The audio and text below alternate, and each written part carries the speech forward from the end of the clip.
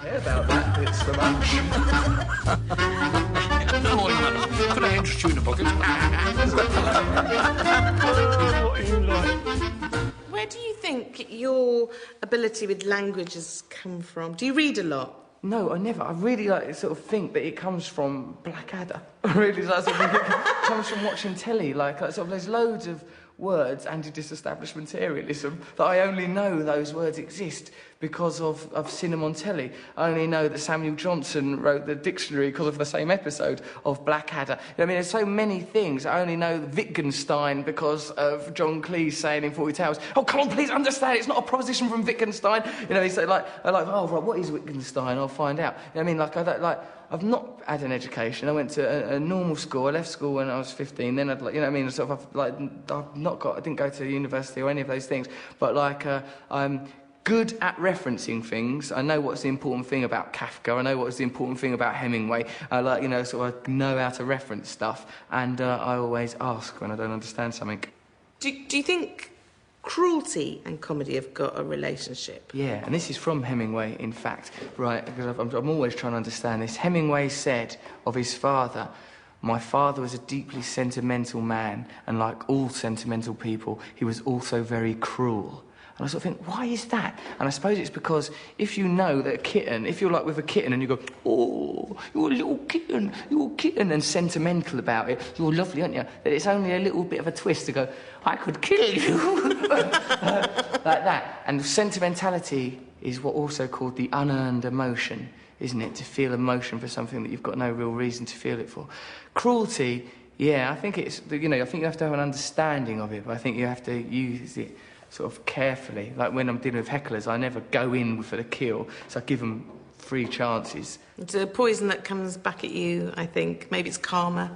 I don't know if you choose, because it's a very privileged position to be there with the mic. Yeah. And I think it's very easy to bully people from the stage. It doesn't do, does it? It doesn't do. And remind me not to let you cat sit for me. So, now, is comedy an addiction? Yeah, I wouldn't want to be without it. I couldn't give it up. So, yeah, definitely it is for me. Perhaps my primary one, firstly, watching it and absorbing it from the telly, then doing it. It's always been, it's been sort of consistently there in my life. I do sort of totally get a rush off of it. I get a kick out of it. I love it. It's sort of, I think, like, the way that a lot of people talk about music, I think what comedy has been that for me. Like, I didn't sort of have that kind of course, I love music, but I don't have that sort of, the core affiliation that a lot of people have, and that sort of rhythms from 40 Towers and Fools and Horses and Blackadder are sort of in my head in the same way some people remember riffs and stuff. So, yeah, to me, it's very, very important. Is stand-up your greatest delight? Yeah, because it's immediate and it's untrammelled. I sort of view the freedom of it is what I love, because, do you know what? There's just days I have really terrible days and I'm exhausted, and doing stand-up, I think, oh, thank fuck, I can just go up there and be myself. Why do you think we love people so much that make us laugh? I think because Dawn, that laughter is a response to fear, and I think that we're all afraid of the knowledge that one day we're going to die, and when you laugh, temporarily you're relieved and unburdened from the knowledge of the inevitability of death, and you're united by something. When I hang around with foreign people and they're sort of talking, I can sort of cut off and just think, oh, I'm not bothered, right? You get used to the idea, oh, you can't understand them. But when they laugh, I think, oh, what was that bit? I want to know what that bit was. So it's something, it's unifying, ain't it? It's animal and primal and beautiful. Do you think it makes you more attractive to be funny? Well, it's not, is it sexy? I don't know, because I always think, sort of with friends of mine that are musicians or singers and stuff, I sort of think that they stand on stage and they're sort of saying, look at me, aren't I sexy? And I think as comedians, you're sort of saying, all right, and sort of, it's about fallibility and failure and weakness and vulnerability. Clowning, especially, is about vulnerability perhaps more than anything else. And so, is it I mean, it seems to be, doesn't it? You can certainly use it, because when someone makes you laugh, you can get sort of a little bit euphoric and, you can get a little bit dizzy about it. If someone makes me laugh loads, it does blur that line. With me, that is quite an amorphous lasso of a boundary anyway. But, yeah, I suppose it is, isn't it? I suppose it is attractive. And are you attracted to other funny people, or do you like serious people who will sort of service you? I could get on with people, like, you know, from a very broad spectrum, but I can only deeply love people that make me laugh. Like, the people that, if people make me laugh, then they're in there, aren't they? They're in you. But, like, but, like, I do love people, you know, sort of regardless. Do you think that comedians are needy people?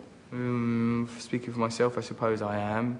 Yeah, you know, I sort of do need people to laugh at me, need people to give me attention.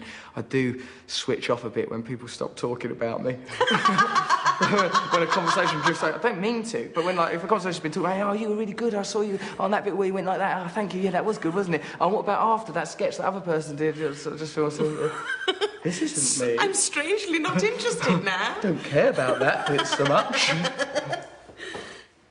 Can you tell me, what kind of kid were you? Yes, like, insular, unusual, odd, found it difficult to form relationships with people. Mostly, I would prefer to make a relationship with a baby bird or perhaps a newt. Over the road from the street where I grew up, there was disused chalk mine and army barracks, all disused and overgrown. I'd go over there and liberate fledglings from the tyranny of their bird parents. You can't be brought up by these idiot birds. I'll bring you up in the back of the At Walker, my Star Wars thing. And it's like they died always, very quickly. It's really hard to keep a baby bird alive. So you're a bird murderer, really? Yeah. Early I on? abducted and murdered birds and newts under the guise of love. I was sort of a kind of ornithological Dennis Nilsson. I was doing it for company. Here are my sweets. So, they won't eat nothing. They're contrary little gits.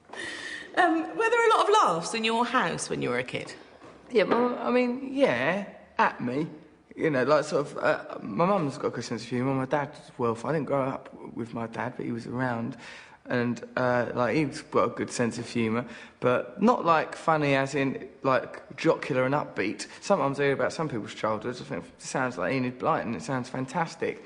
Mostly, it was miserable, but, like, occasionally there'd be a burst of laughter that would be very welcome. It wasn't like it's... Like, you know, when you go around some people's houses and they conduct themselves on a mucking about level, mostly I was just thinking, oh, Christ, oh, Jesus, when's this going to be over? Like, nothing to go to school and think, oh, please don't make me run or work or write or add things together.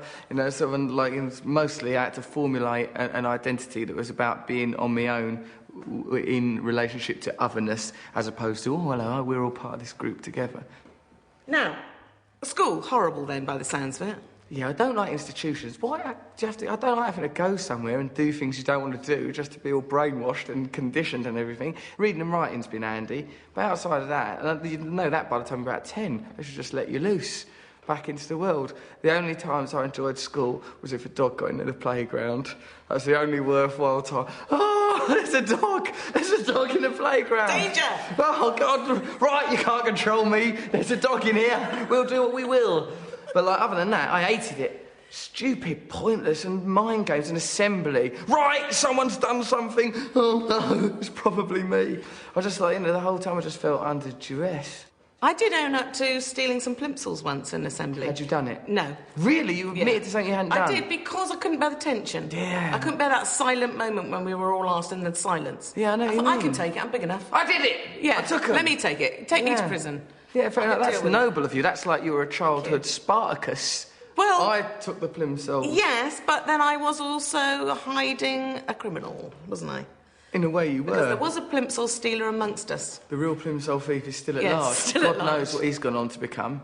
She. She. Yeah, even more sinister. Christ. Well, let's not speculate. She No. could have gone on to worse things. Yeah, high heels or anything you like. Yeah. Slingbacks. Slingbacks. So, did you ever do a turn at school? Did you ever do any performing? Yeah, I played Fat Sam in Bugsy Malone when I was 15. It's the first thing I ever did on stage. I was chubby when I was a lad. It was a revelation. I really enjoyed doing that because it's like it sanctions showing off all the things that had up until that point been a handicap, the showing off, or just the showing off, really. Like suddenly thought, oh God, this is now a currency. I can use this. Plus people people showed an interest. Girls from another school came down to that production. It was liberating. So, a far reach. It's had a span, that Fat Sam performance. It released me from the shackles. Might you reprise it at any point?